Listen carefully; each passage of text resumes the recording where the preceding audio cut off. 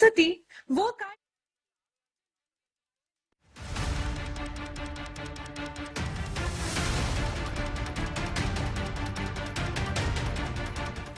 Breaking చూస్తున్నాం. గోదావరి వరద నీరు ధవళేశ్వరం బ్యారేజ్ నుండి దిగువకు ఉధృతంగా ప్రవహిస్తోంది.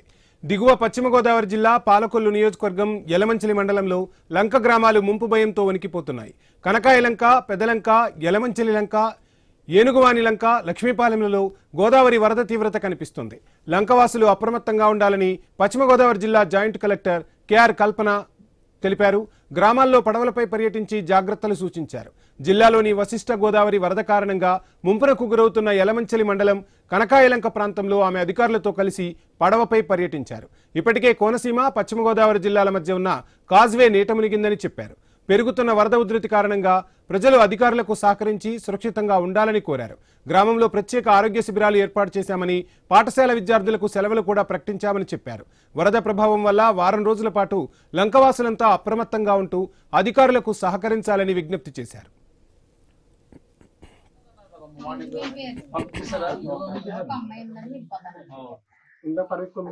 హాస్పిటల్లో ఉంటారు. మన any relief measure east Godavari కోనసీమలో పడతాం మేడం. మనకి షెల్టర్స్ లేవు.